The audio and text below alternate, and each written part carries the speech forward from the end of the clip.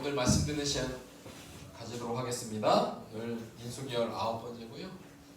민수기 13장, 14장 전체적으로 살펴볼 텐데 오늘 제목이 메뚜기입니까 밥입니까? 라는 제목으로 우리 같이 말씀 은혜 나누도록 하겠습니다. 13장 9절 읽고 14장 9절 읽도록 하겠습니다.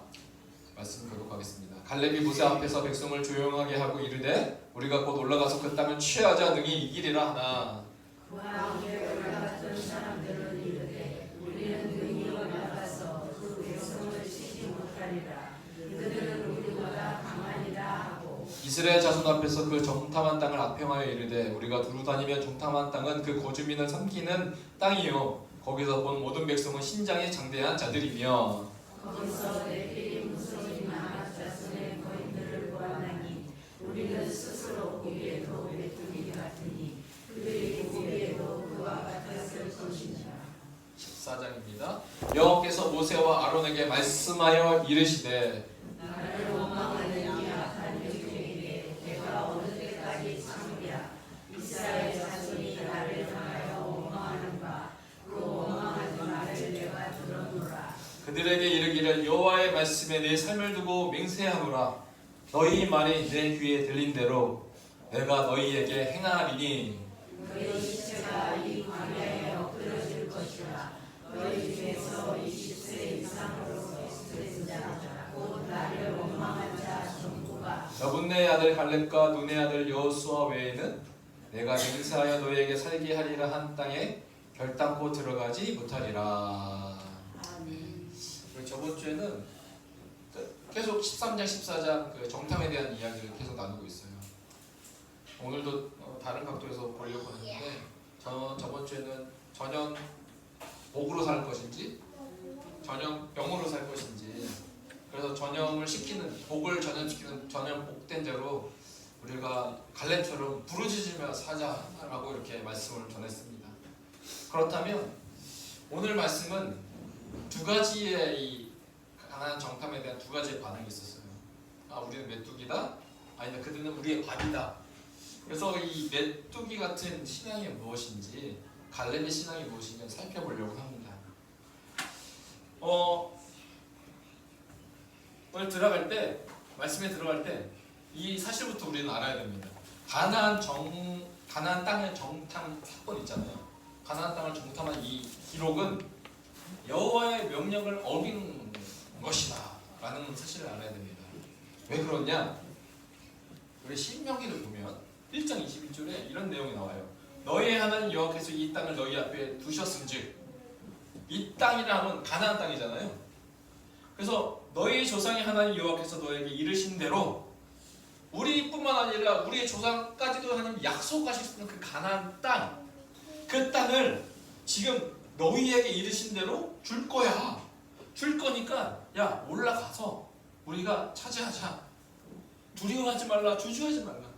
비록 그 땅에 아낙 자손 장대한 거인들이 살지만 우리가 믿음으로 올라가서 싸우면 우리가 그 땅 차지할 수 있어. 그러니까 두려워하지 마, 주저하지 마 라는 그 말씀이었어요.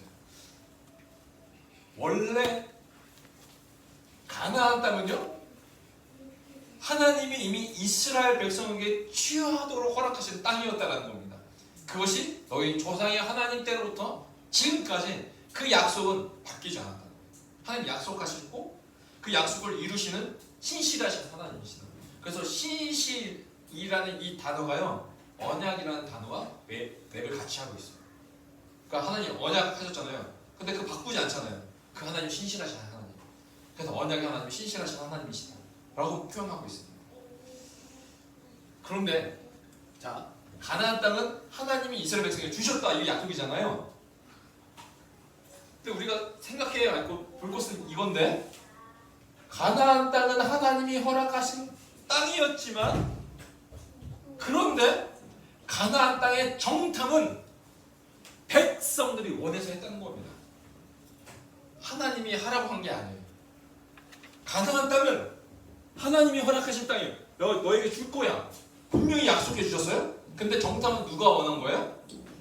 백성이 원해서 한 거예요. 이게 다른 거예요.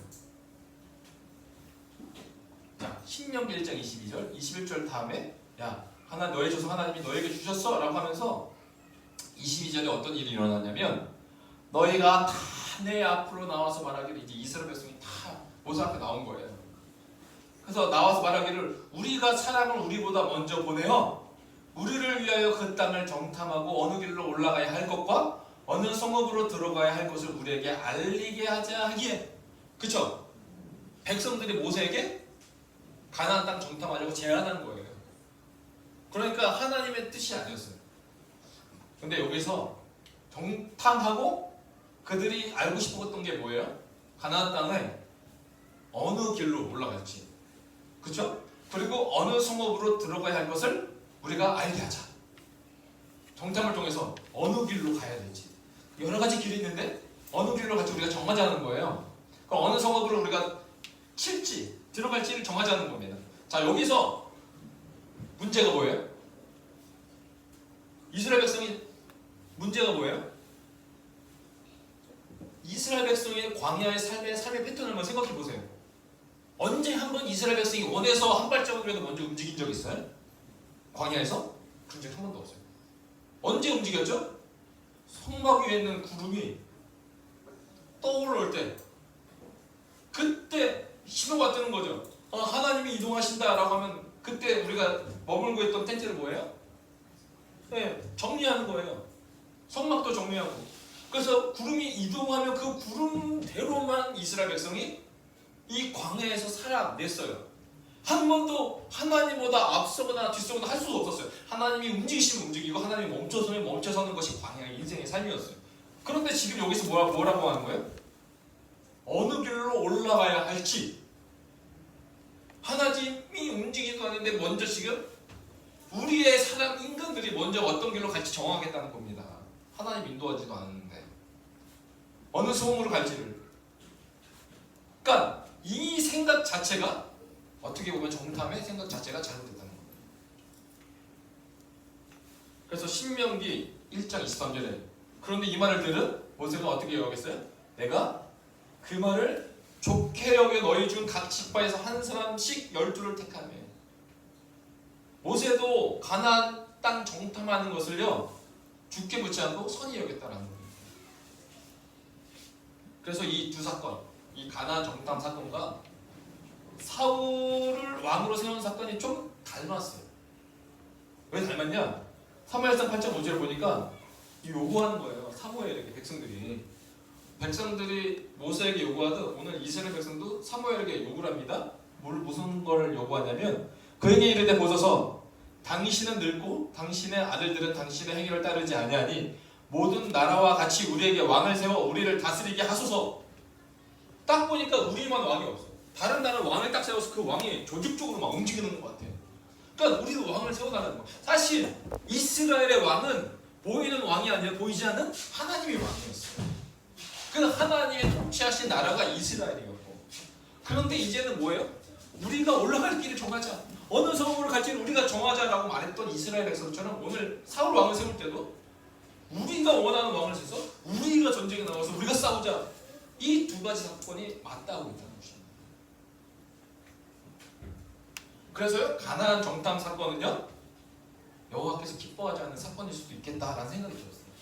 우리는요 갔다 오고 난 이후에 가나안 땅의 그 정탐에 10명의 지휘관들이 내뱉었던 그 믿음이 없는 반응이라고만 생각했지 이 출발 자체가 하나님의 뜻이 아니었다는 것을 우리가 생각하지도 못했다는 것이죠. 하지만 이스라엘은 각 종족의 대표로 12명을 뽑습니다. 문제는 하나님이 여기까지는 괜찮았어요. 근데 문제는 뭐예요? 갔다 온 후 10명의 반응 때문에 하나님이 여기서부터 일이 일어나는 것이죠. 자, 민수기 13장 33절 이렇게 반응합니다. 거기서 네피림 후손인 아낙 자손의 거인들을 보았나니 뭐라고 보기에 우리는 스스로 보기에도 뭐 같다고 말해요? 메뚜기 같으니. 메뚜기 보여요? 안 보여요? 안 보이잖아요. 우리가 뭘 메뚜기 신경 쓰면서 가요? 깜짝 놀랄 수도 있겠구나. 놀랄 수도 있겠구나. 메뚜기가 그렇게 중요한 존재가 아니에요. 우리한테 해를 끼칠 수 있는 존재가 아니기 때문에. 물론 많이 모이면 달라지지만 우리는 스스로 보기에도 메뚜기 같으니 그들이 보기에도 그와 같을 것입니다 라고 말하는 거예요. 한 번도 아낙 자손이 이스라엘 백성을 메뚜기라고 말한 적이 없어요? 근데 이스라엘 백성이 우리는 메뚜기인데 그들도 메뚜기라고 생각할 거야 라고 이미 짐작해서 말하고 있어요. 여기서 뭐가 나왔냐? 들어보셨죠? 무슨 컴플렉스요? 메뚜기 컴플렉스가 나와요. 나는 메뚜기. 나는 너무나 작은 존재. 나는 메뚜기와 같습니다. 여기 메뚜기 컴플렉스가 나왔어요. 무슨 뜻이에요? 메뚜기 컴플렉스란 자기가 다른 사람에 비하여 뒤떨어졌거나 능력이 없다고 생각하는 만성적인 면이잖아요. 이것도 하루 이틀 얘기해요.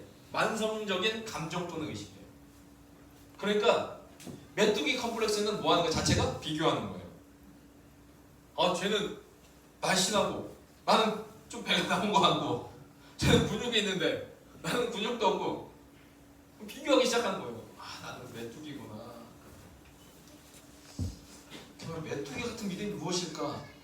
오늘 이스라엘 백성이 정탐하고 나서 우리는 메뚜기였습니다 라고 고백했는데 그러면 그들이 메뚜기 같은 믿음은 믿음이 아니지만 그들이 소유했던 이 메뚜기 같은 믿음이 궁금해지기 시작했어요. 제가 이제 주보에도 이렇게 적어놨는데 여기다가 적어놨는데 메뚜기 같은 믿음이 뭐예요? 첫 번째, 스스로 메뚜기와 같다고 스스로를 어떻게 여기는 존재예요? 낮게 여기는 존재예요. 메뚜기 믿음.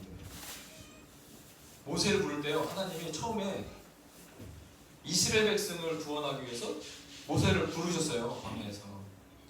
그래서 모세를 불러서 이제 보내려고 하는데 이 모세의 대답이 뭐예요? 처음에 불렀을 때, 아이고 하나님, 나는 입이 뻣뻣하고 혀가 2단 차이입니다. 꼭 저 같은 존재죠.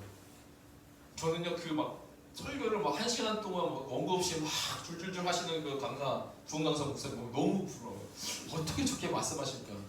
나는 이렇게 준비 안 하면 말도 못하는 존재인데 이거 준비하면서 일주일을 보내는데 모세의 심정을 저는 이해하겠더라고요. 나는 입이 뻣뻣하고 혀가 2단자입니다. 하나님 자신을 낮춘 것 같아요. 그러니까 하나님 뭐라고 대답하세요? 이제 가라. 내가 내 입과 함께 있어서 할 말을 가르치리라. 나 이 말 들으면 너무 좋은 것 같아요. 설교할 때 성경에 딱 피고 하나님 말씀해 주세요. 하나님 말씀이 딱 임해가지고 여러분 하나님이 저렇게 말씀하셨습니다. 얼마나 좋아요. 그런데도 모세는 이거에 대한 반응에도 움직이지 않았어요. 뭐라고 말했어요? 오 주여, 보낼 만한 자를 보내주세요. 저는 아닌 것 같아요. 그러니까 하나님이 뭐라고 하세요? 야, 레위 사람 내 형 아론이 있지 않냐냐. 하나님이 설득시켜. 나중에 끝까지 안 하니까 하나님이 얼마나 답답하셨을까. 이 모세를 부르는데. 여러분, 이거는요 겸손이 아니라요, 자기를 스스로 낮추는 것 겸손처럼 보이지만 하나님이 내 불신이에요.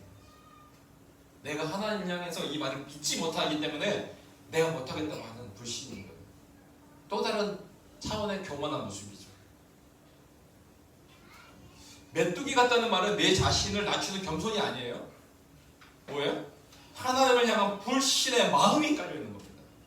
아이고 나는 메뚜기.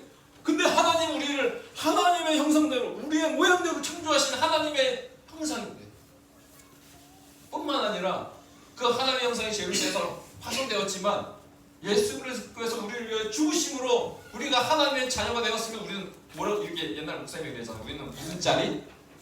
예수님 자리라고. 예수님이 희생해서 10,000원짜리가 아닌 예수님 자리라고. 근데 그 예수님 자리인 존재들이 아이고 우리는 메뚜기입니다 라고 말하는 사실은 이거 하나님을 불신하는 말이에요. 그 불신의 마음이 깔려있는 것입니다. 두 번째, 이거는 메뚜기 같은 믿음은 두 번째, 상대 강함에 두려워하는 거예요. 상대 강함. 한번 말씀 볼까요? 민수기 13장 31절. 그와 함께 올라갔던 사람들은 이르되 우리는 능히 올라가서 그 백성을 치지 못하리라. 그들은 우리보다 뭐한다고요? 강합니다. 그 상대의 강함을 두려워하는 그 믿음이 메뚜기 같은 믿음이에요. 우리보다 강하다는 것은 그 큰 나와의 차이점을 지금 발견하고 있어요. 비교를 하고 있어요. 여러분 이런 말이 있어요. 이거 들어보신 적 있으세요? 부러우면 묻히는 것이다. 나랑 똑같이 공부했는데 더 좋은 회사란 거야. 나랑 똑같이 결혼했는데 더 행복하게 사는 거고. 부러우면 지는 거다. 이 부러우면 지는 거다 밑에 한 단어가 있는데 그 말이 저에 꽂혔어요. 뭐냐면 부러우면 지는 거다 밑에 어떤 것이가 있었냐면 뭐 하지 말라? 비교하지 마. 내가 부러우면 지는 거다 이 말을 한 이유가 뭐예요? 내가 비교했기 때문에 그런 겁니다. 그들의 더 잘남, 인간적으로 그런 것 같아요. 그들의 더 강함, 그들의 더 멋짐에 비교하여 그 부러우면 지는 거다. 여러분 요즘에요 많은 아이들부터 시작해서 청년의 일기까지 뭘 많이 하냐면 인스타그램, SNS 하잖아요. SNS 보면 나만 빼고 다 잘 사네? 인스타 현타라는 게 있어요. 보면은 이 사람 정말 맨날 맛있는 것만 먹는 사진만 올려. 맨날 좋은데 여행 가는 사진을 올려. 좋은 집에 사는 좋은 자동차 이런 것만 올리니까 내 현실은 그렇지 않거든요. 나는 그렇게 사는 것 같지 않거든요. 근데 남들은 다 잘 사는 것 같아. 그 비교하는 그 마음. 오늘 그 이스라엘 백성은요 상대 강함에 그들은 나보다 강합니다. 그들의 강함과 나의 약함을 비교하고 있어요. 왜 이런 마음이 생겼을까 했을 때 그들의 시선이 문제가 있었다는 거예요. 시선. 뭐예요? 이스라엘 백성이 이 땅에 있는 사람들을 볼 때, 이 땅에 있는 환경을 볼 때 메뚜기와 같은 믿음으로 내려갔다는 거예요. 그들은 이스라엘 백성은 뭘 봤어요 지금? 땅의 것을 봤어요. 땅에 존재하는 사람들의 힘을 봤어요. 그 땅의 것을 버려야 되는데 땅의 것을 바라보고 나도 모르게 그 땅의 것과 비교하고 있는 그들의 모습. 오늘 골로새서에 보면 땅의 것을 버리라고 말하고 있어요. 그럼 땅의 것이 뭐가 있어요? 설명하고 있어요. 땅의 것이 음란과 부정과 사욕과 악한 정욕과 탐심이니 탐심은 뭐라고요? 우리가 그 멋지다고 생각하는 그 비교하는 대상. 너무나 멋있어, 너무나 잘나. 근데 나도 너무나 초라한 존재야 라고 생각했던 바라봤던 그것이 탐심, 우상숭배다. 그러니까 우리가 이 땅의 것을 보면 우리도 모르게 그들의 강함과 나의 약함을 말하게 돼 있어요. 그런데 하나님께서는 땅의 것을 보지 말라고 하는 거예요. 뭘 바라보라고 말씀하시냐면 땅의 것을 보면 이것들로 말미암아 뭐가 임한다고요? 하나님의 진노가 임한다. 그러니까 이 시선만 바라보다가 살면은 결국 하나님의 진노 가운데 가게 된다. 그러니까 어디를 바라봐라? 위의 것을 바라봐라. 너의 시선은 위의 것에 고정해라. 위에는 뭐가 있어요? 그러면? 위에 뭐가 있어요? 형광등이 있나요? 위에 뭐가 있어요? 거기는 그리스도께서 하나님 우편에 앉아 계시느니라. 위에 있는 것은 뭐예요? 그리스도가 위에 계세요. 근데 그 그리스도께서 위에 계시는데 그게 뭐예요? 설명하고 있어요. 이어서 우리 생명이신 그리스도께서 위의 것을 찾으라. 그 위에는 거기 있는 그리스도께서 하나님 우편에 앉아 계시느니라. 근데 그 그리스도는 우리의 생명이신 그리스도다. 그러니까 우리의 시선이 하늘에 있느냐 땅에 있느냐 것에 따라서 생명의 삶을 살 것이냐 아니면 진노의 삶을 살 것이냐가 삶이 나눠진다는 거죠. 메뚜기 같은 믿음 세 번째가 있는데 그래서요 그들은 강함을 보고 나는 약함을 보니까 그 땅을 하나님 분명히 주신다고 말씀하셨지만 난 스스로 못 갈 것처럼 느껴지잖아요. 그 땅을 압평합니다. 민수기 13장 32절 이스라엘 자손 앞에서 그 정탐한 땅을 압평했습니다. 압평하여 이르되 우리가 두루 다니며 정탐한 땅은 그 거짐 있는 삼키는 땅이요 거기서 본 모든 백성은 신장이 장대한 자들이며 그 땅을 압평합니다.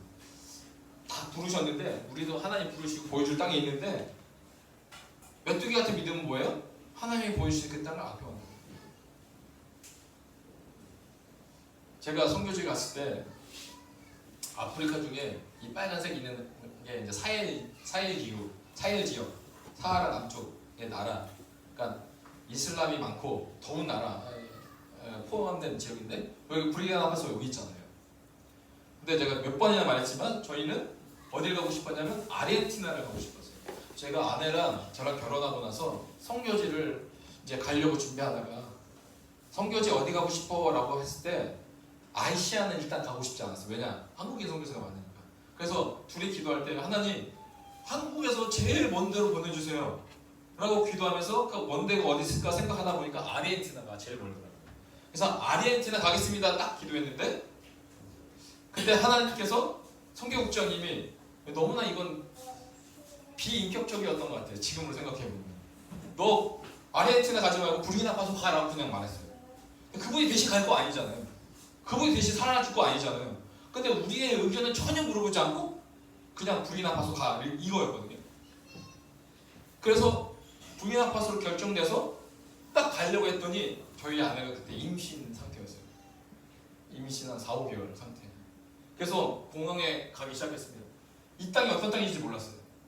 그래서 공항에 14, 15년 전에 공항에 이렇게 딱 이렇게 있었어요.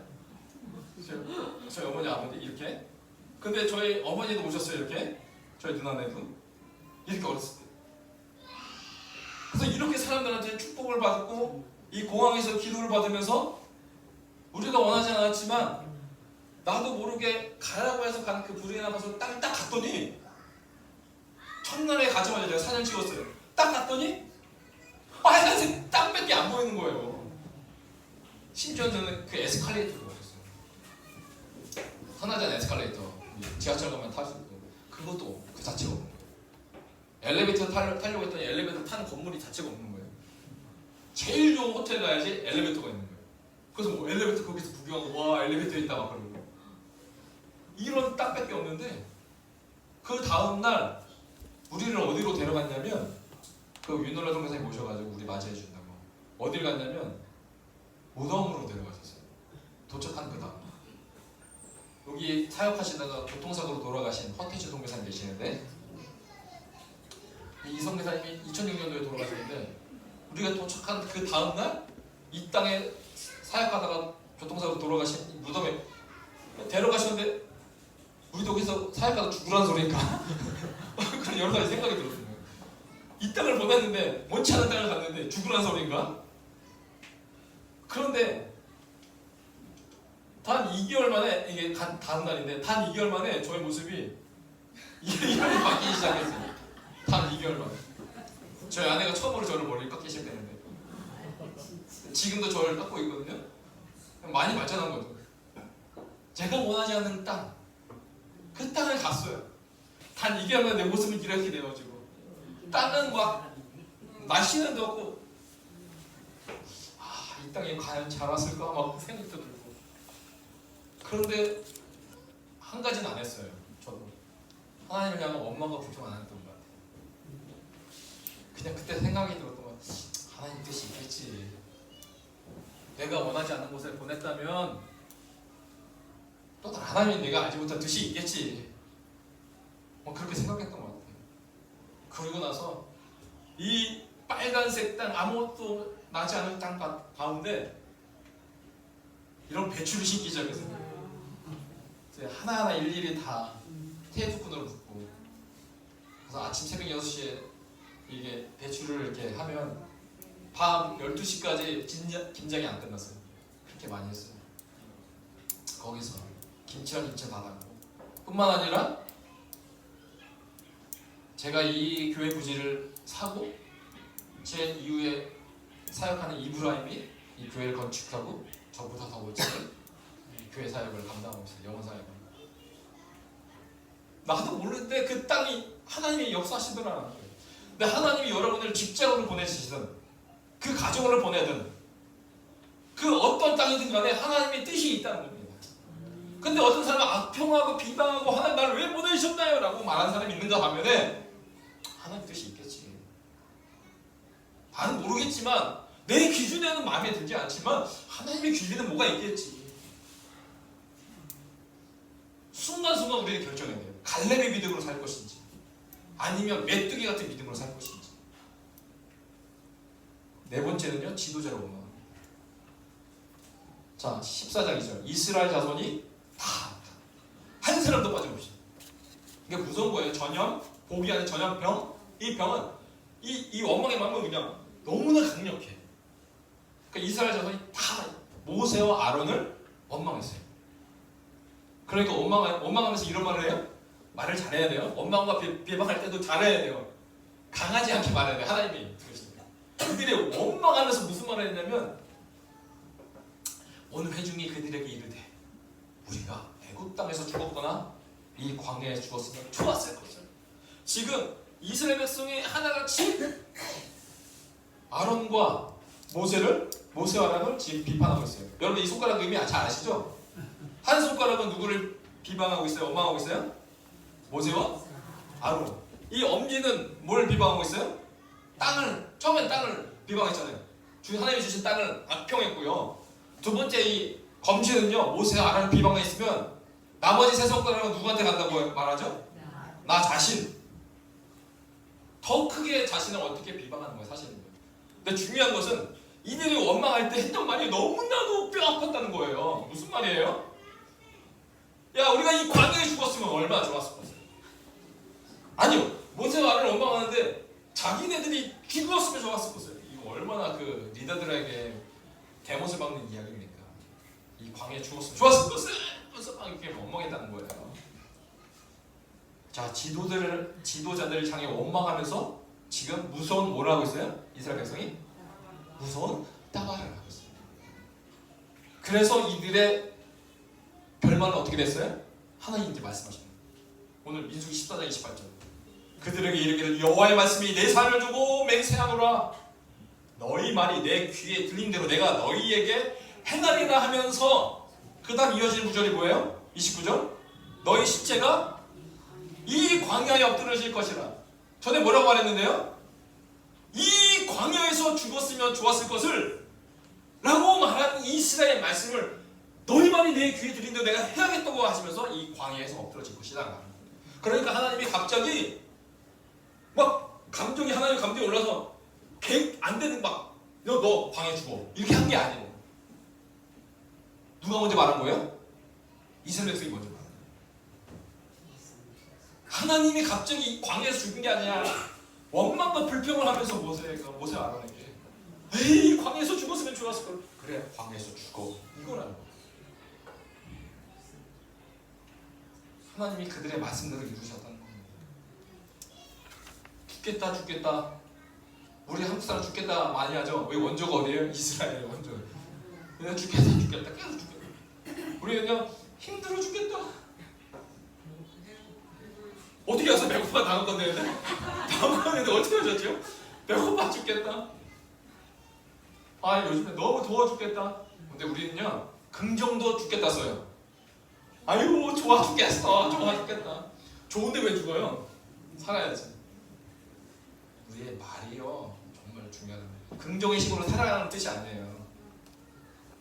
하나님이 들으시니까 믿음의 고백으로 살아가는 뜻입니다. 다섯 번째 마지막에 세상으로 돌아가려고 합니다. 메뚜기 따가는 민수기 14장 3절. 애굽으로 돌아가는 것이 낫지 아니야. 이 말은 종이었던 옛 삶으로 돌아오자 한 말. 이게 심각합니다. 왜냐? 지금 애굽으로 돌아가자 이 말은 무슨 말이에요? 지금까지 하나님께서 10가지의 재앙과 홍해를 가르치시면서 하나님이 이들에게 행하신 놀라운 기적을 다 뭘로 만드는 거예요? 헛수고로 만드는 거예요. 나 예수 믿는 거 너무나 싫어. 너무 힘들어. 나 이제 예수 믿지 않는 옛사람으로 돌아갈래 라고 하는 것은 뭐예요? 우리를 구원하시고자 십자가에 돌아가신 예수 그리스도의 십자가의 사건을 의미하게 만드는 거예요. 반대로 갈렙의 믿음은 어땠어요? 등이 이기리라. 다르죠? 두 번째, 정탐한 땅은 심히 아름다운 땅이다. 세 번째, 그들은 우리의 먹이라 우리의 밥이다라고 부르고 있어요. 한 사람은 메뚜기라고 하는데 이쪽 그룹은 갈렙만큼은 아니다. 메뚜기가 아니라 오히려 그들은 우리의 밥이다. 밥 먹는 거 얼마나 쉬워요? 누워서 통 먹기. 밥 먹는 게 얼마나 쉽습니까? 그러면 이 메뚜기 같은 믿음과 갈렙의 믿음은 뭔 차이예요? 메뚜기 같은 믿음은 하나로 말하면 할 수 없는 믿음입니다. 첫 번째부터 끝까지 다 할 수 없다. 모든 문제를 상대방에게 돌려. 그리고 갈렙의 믿음은 할 수 있는 믿음이었습니다. 그런데 이 메뚜기 같은 믿음과 갈렙의 믿음을 통틀어서 하는 우리 주 예수님께서 2000년 전에 이것을 한 말씀으로 요약하셨는데 그 말씀은 무엇일까요? 한 번은 말 못하게 하는 귀신이 들린 그 자녀를 데리고 그 아버지가 제자에게 찾아갔으나 제자들이 그 귀신을 낳지 못했습니다. 그래서 결국 누구한테 찾아갑니까? 예수님에게 찾아갑니다. 그리고 예수님이 이렇게 말씀하십니다. 야, 할 수 있거든요. 무슨 말이냐? 믿는 자에게는 능히 하지 못할 일이 메뚜기 같은 믿음 뭐예요? 도대체 할 수 있는 것이 없어요. 그 기대도 안 생겨요. 그러나 갈렙의 믿음은 뭐예요? 그 예수님을 바라보기에 그 예수님을 통해서 능히 하지 못할 일을 없도록 인도하시는 그 믿음으로 살아간다는 것입니다. 믿는 자. 메뚜기와 갈렙의 믿음은 정확하게 하나입니다. 지금 어느 곳에 바라보고 있느냐? 내 시선이 이 땅에 고정되어 이 땅에 있는 것들만 바라보고 살아가느냐? 아니면 이 상황은 변하지 않고 나를 힘들게 하지만 내 시선은 믿는 자에게는 능치 못할 일이 없다라는 그 예수 그리스도 생명이신 그 분만을 바라보며 살아가고 있느냐? 그 차이일 것입니다. 여러분, 메뚜기와 같은 믿음이었습니까? 갈렙 같은 그들에게 밥이다라고 선언했던 갈렙 같은 믿음이었습니다. 여호와 하나님은요, 오늘도 우리의 말을 들으십니다. 우리가 하도 말하니까 하나님 우리의 목자이시고 목자는 우리를 인도하시잖아요. 근데 그분이 항상 365일 24시간 내내 우리와 함께 하신다는 걸 믿음이 있어서 그걸 잊어버려요. 그러니까 그 믿음의 고백을 나오지 못할 때가 있습니다. 근데 우리 말을 들으신다고요. 그리고 너희 말이 내 귀에 들린 대로 행하시겠다고 말씀하셨어요. 그렇다면 하나님이 여러분에게 어떻게 행하실까요? 여러분 지금까지 어떤 말을 하시면서 살아보셨습니까? 이 교회 오기 전까지 어떤 말씀을 하면서 오셨어요? 하나님이 여러분의 하신 그 말 들으신 대로 행하십니다. 그렇다면 오늘 기도하는 이 순간 우리는 우리의 하나님의 우리의 목소리를 들으신다는 것을 믿고 우리의 말이 우리의 태도가 바뀌어야 될 줄 믿습니다. 그래서요 오늘 하나님을 향해 갈렙이 외쳤던 것처럼 믿음의 따가라, 원망과 불평과 악평의 따가라가 아닌 다시 한번 하나님이 들으시기에 오늘 내가 하나님 믿음의 고백으로 주 앞에 올려드립니다.